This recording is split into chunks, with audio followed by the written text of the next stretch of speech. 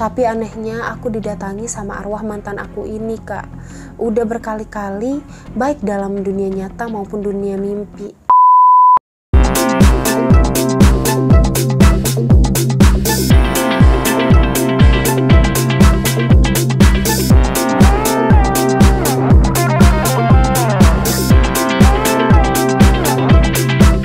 Assalamualaikum warahmatullahi wabarakatuh. Jumpa lagi sama aku Teni Amelia Putri di Teni TAP TV. Dan kali ini aku bakalan kembali ngajak kalian nih ke segmen termuram Teni ngobrolin mistis, unik, dan seram. Dan kali ini aku udah dapetin nih cerita-cerita yang benar-benar horor banget nih dari teman-teman cuca yang aku yang udah kirimin melalui DM di Instagram. Dan by the way, sekarang aku syutingnya pukul 1 dini hari. Wede. Ini udah hari Jumat cuy, karena katanya kalau misalnya malam Jumat ya, itu tuh bahaya gitu kan, cerita-cerita horor. Nah jadi kita sengaja nih hari Jumatnya aja. Jadi kan ini jatuhnya udah pagi gitu, udah nggak malam lagi, udah jam 1. Walaupun rada merinding ya cuy ya. Ya udah kalau gitu langsung aja kita ke segmen termuram, Teni ngobrolin mistis, unik, dan seram. Oke cuy, cerita yang pertama aku dapat DM dari salah satu cucayang aku yang berasal dari Kalimantan Barat. Nah di sini namanya adalah Al-Kahfi Wahyu 12. Terus kita bakalan sebut dengan Wahyu aja ya. Jadi Wahyu ini cerita ke aku dan dia DM ke aku, "Kak, baca ceritaku dong please." Oke Wahyu, kita baca ini. Ini cerita dari Provinsi Kalimantan Barat. Oke, di Kalimantan Barat, khususnya di daerah Kendawangan Kabupaten Ketapang, ada suatu wilayah yang diberi nama Padang 12. Nah, tempat ini tuh diberi nama Padang 12 karena memiliki panjang sekitar 12 km, Kak. Namun, di tempat ini hanya sebuah jalan yang biasa, seperti jalan raya, tapi di daerah ini tuh paling angker banget Kak di Kalimantan Barat. Oke, dari sepanjang 12 km itu ada penunggu yang tidak kasat mata. Konon katanya di daerah ini merupakan sebuah desa yang dulunya dihilangkan oleh sesepuh karena desa ini pada saat itu masih pada zaman penjajahan. Alasan kenapa desa itu dihilangkan karena sesepuhnya ingin melindungi desa tersebut dan melindungi masyarakat di desa itu Kak. Dan sesepuhnya pun ikut melawan penjajah. Tapi sesepuhnya pun meninggal dunia. Dan desa yang tidak bisa dikembalikan lagi karena sesepuhnya yang sudah meninggal akibat ikut berjuang. Jadi lama-kelamaan seiring berjalannya waktu dari zaman ke zaman penduduk di situ pun menjadi astral dan tidak terlihat. Ini cukup serem banget cerita dari Al-Kahfi Wahyu ya. Jadi memang banyak banget cerita-cerita tentang kayak leluhur kita zaman dulu gitu loh cuy. Mereka tuh adalah orang-orang yang sakti yang memiliki kekuatan batin yang tinggi. Nah jadi mungkin ya sesepuhnya ini yang sakti ini ingin berjuang melawan penjajah. Tapi kemudian dia menyembunyikan dulu masyarakat dan juga desa yang ada di Padang 12 ini. Nah tapi karena dia pun gagal dalam menghadapi penjajah, gagal dalam perjuangannya, jadi dia tuh gak sempat lagi mengembalikan masyarakat tersebut yang kemudian masyarakat ini menjadi astral. Itu adalah kisah masa lampau ataupun legenda-legenda yang menyelimuti Padang 12 ini cuy. Nah dan kemudian Wahyu ini juga menjelaskan beberapa cerita ataupun kisah-kisah pengalaman horor yang pernah terjadi sama orang-orang yang ada di Padang 12 ini. Oke, kita lanjut lagi untuk membacakan DM dari Wahyu, dan kami di sini sering menyebut dengan kata orang limun atau orang kebenaran. Namun tidak semua orang bisa menemui orang ini Kak. Hanya orang-orang yang berperangai baik dan ikhlas dalam segala hal. Pernah ada seorang bidan yang menolong orang limun ini Kak. Ceritanya kayak gini. Di suatu malam ada seorang laki-laki yang datang ke rumah bidan tersebut. Nah kemudian laki-laki ini meminta tolong untuk membantu istrinya yang melahirkan. Namun keadaan keluarga mereka yang kurang mampu, jadi sang suami meminta tolong namun tidak mampu untuk membayar persalinan tersebut. Namun dengan keikhlasan hati dari si bidan ini Kak, dia pun mengikhlaskan jasanya kepada keluarga tersebut. Dan keluarga itu pun mengucapkan terima kasih serta mengasih sebuah kunyit kepada bidan itu. Si bidan pun menerima kunyit tersebut dan kemudian pulang.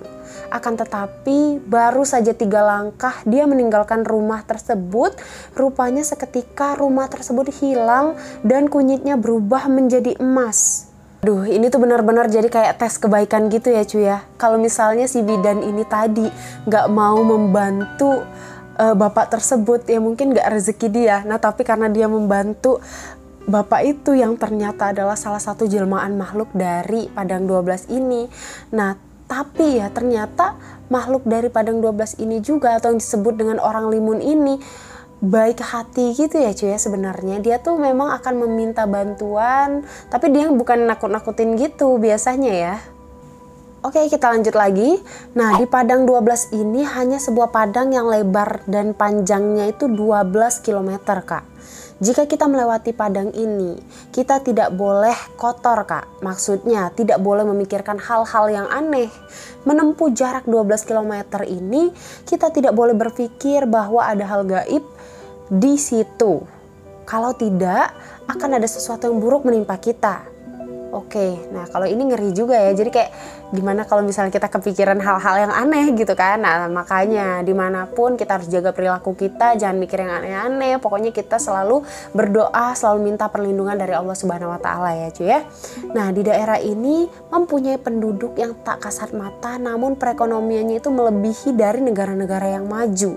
Di sini masyarakatnya itu menggunakan mobil sport, motor Harley, bangunan-bangunan yang sangat mewah, bangunan tinggi, namun hanya orang-orang tertentu yang bisa melihat kemewahannya. Jadi kayak ceritanya tuh hampir mirip sama Kota Saranjana ya cuy ya. Tapi aku memang pernah dengar cerita tentang Padang 12 ini sendiri. Dan bahkan gak hanya sekedar cerita-cerita dari mulut ke mulut aja, tapi memang udah ada beberapa artikel yang menceritakan tentang Padang 12 ini sendiri cuy. Wahyu ini juga menceritakan tentang pengalaman dari salah satu artis legendaris kita, Bapak Haji Rhoma Irama, yang pernah manggung di Ketapang ini.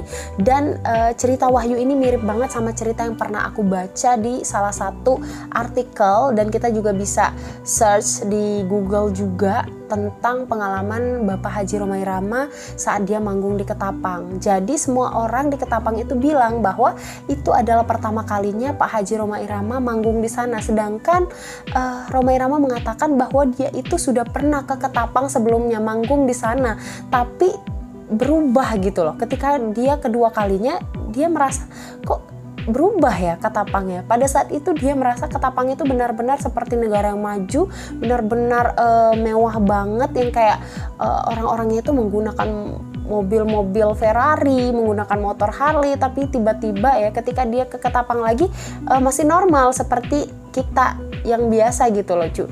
Nah jadi ini tuh benar-benar jadi pengalaman yang mistis banget sebenarnya yang dialami sama Pak Haji Rhoma Irama di daerah Padang 12 ini cu. Nah itulah cerita yang udah diceritain dari DM-nya si Wahyu ya. By the way makasih banyak ya Wahyu buat kamu yang udah mau cerita, mau sharing panjang lebar ke aku. Sekali lagi terima kasih banyak, dan kita lanjut ke cerita yang selanjutnya. Terus kisah yang selanjutnya dibagiin oleh Ihsan ya. Jadi dia DM aku, dan ini tuh cukup horor banget karena aku udah baca lebih dulu sebelumnya. Ihsan Setia 18, dia cerita ke aku kayak gini. Kak, aku boleh cerita horor nggak kak? Beberapa minggu yang lalu mantan aku meninggal dunia. Tapi anehnya aku didatangi sama arwah mantan aku ini kak. Udah berkali-kali, baik dalam dunia nyata maupun dunia mimpi. Atau mungkin Ihsan kamu masih terlalu sayang dan terlalu cinta Ihsan. Jadi memang kayak kakak aku sendiri itu baru aja kehilangan suaminya. Jadi kayak dia sering kali dimimpiin. Yang namanya kita sayang sama seseorang, kita cinta sama seseorang, pastinya kita akan banyak memikirkannya. Dan aku saranin ke Ihsan, semoga kamu selalu dilindungi Allah ya, dan banyak berdoa. Kamu doain aja mantan kamu, jangan sampai kamu kepikiran yang aneh-aneh ya. Terus kak, dia nyuruh aku untuk mencari pengganti dia kak.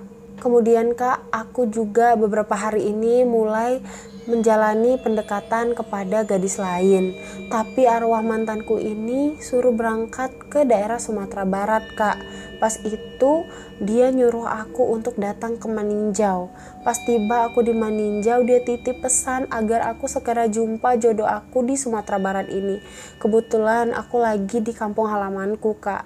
Terus pas aku tidur dia datang di mimpi aku kak. Katanya kalau kamu belum menikah ataupun mendapatkan jodohmu, aku akan mengganggumu. Itu katanya kak. Aku jadi takut kak, soalnya aku belum siap karena ada masalah dana dan mahar yang belum bisa dipenuhi dari aku dan keluarga pacarku ini kak. Terus setiap sore dia menampakkan dirinya di gang sepi dekat rumah bibi aku kak. Terus dia bilang, mana jodohmu, segeralah cari pengganti aku agar kamu bahagia. Kebayang gak sih cu kalau misalnya mantan kita meninggal dunia dan kemudian, tapi ini mantan ya, berarti Ihsan ini udah mantannya si Ihsan ini, tapi kemudian meninggal dunia. Tapi kayak sering menghantui, atau ini semacam halusinasi kamu Ihsan karena kamu terlalu takut atau kamu terlalu memikirkan dia. Kamu banyak doa aja deh buat dia ya. Ihsan ini tuh masih diganggu sama mantannya ini. Nah tapi kayak disuruh mencari pengganti dari sang mantan cu. Tapi Ihsan ini akhirnya udah ngejalin hubungan sama gadis lain.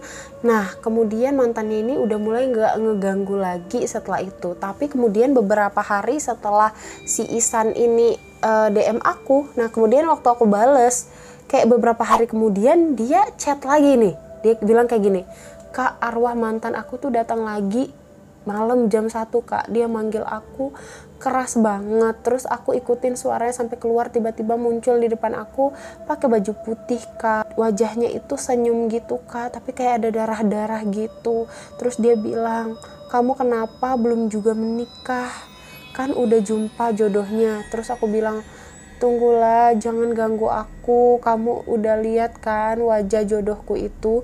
Terus mantanku bilang, aku gak mau tahu, aku akan ganggu kamu terus. Setelah itu aku sering banget dapat teror tanah kuburan di depan rumahku. Sumpah sih aku jadi merinding banget malam-malam kayak gini ngebacain cerita tentang si Ihsan ini. By the way, aku mau kasih tahu ke kamu Ihsan, kamu banyak-banyak sholat dan banyak-banyak berdoa ya, karena sebenarnya seperti kepercayaan agama aku nih, kalau orang udah meninggal itu dia udah pasti balik ke Allah Subhanahu Wa Taala, dimana dia udah mengalami siksa kubur.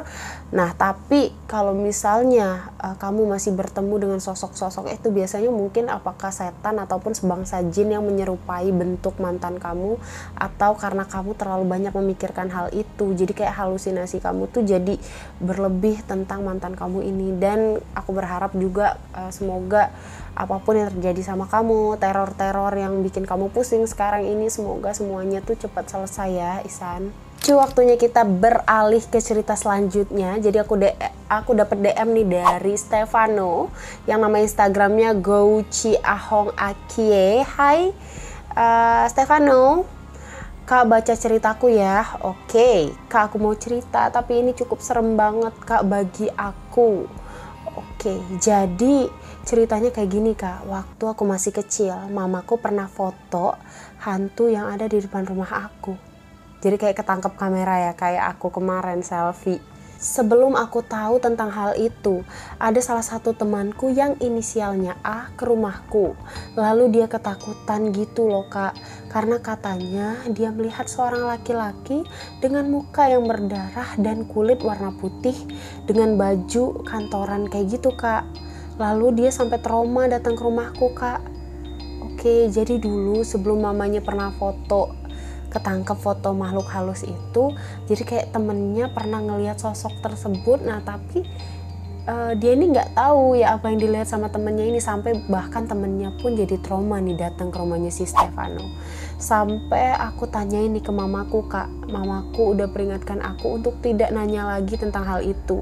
Namun aku benar-benar sangat penasaran kak apa yang terjadi, sampai akhirnya mamaku ceritain semua nih kak ke aku. Mamaku bilang kalau mamaku juga pernah melihat hantu itu di belakang rumah. Nah jadi sebenarnya mamanya tuh nggak mau nakutin dia gitu loh, tapi dia tetap pengen nanya, tetap kepo gitu, karena temennya sendiri sampai ketakutan kan datang ke rumahnya kan. Nah terus mamaku melihat hantu di belakang rumah itu kayak ada semak-semak gitu, kayak semak-semak hutan, tapi mamaku bukan lihat laki-laki aja, tapi kayak ada satu keluarga Kak. Jadi kayak keluarga tak kasat mata gitu loh tapi yang dilihat sama temennya dan juga yang tertangkap kamera itu adalah laki-lakinya, sosok laki-lakinya gitu loh Kak. Dan ada juga cewek yang mirip Kun. Oke, aku takut nyebutinnya malam-malam kayak gini, pagi-pagi kayak gini. Lalu mama membuktikan dengan foto di handphone mama, namun HP mama ada foto hantu keluarga itu udah rusak. Jadi kayak sebenarnya mamanya tuh sempat foto penampakan itu, tapi akhirnya handphone tersebut tuh jadi rusak. By the way Stefano, cerita kamu cukup bikin aku merinding juga nih malam-malam seperti ini. Oke cu, by the way terima kasih banyak buat kalian yang udah nonton sampai habis. Semoga kalian suka dengan ceritanya. Buat kalian yang punya cerita horor juga boleh sharing ke aku, boleh dibagikan melalui DM di Instagram aku, oke? Dan juga sabar buat kalian yang belum terbacakan nih, kita bakal baca satu persatu, kita bakal bahas satu persatu, dan kalau bisa kalian jelaskannya itu secara lengkap dan secara rinci ya cuy, supaya enak juga aku ceritain ke semua cucu yang aku yang ada di manapun. Oke cu, by the way sekali lagi terima kasih banyak atas supportnya kepada aku. Jangan lupa untuk di subscribe ya, supaya aku semakin semangat untuk bikin video-video selanjutnya. Sekali lagi thank you so much cucu yang aku. Assalamualaikum warahmatullahi wabarakatuh.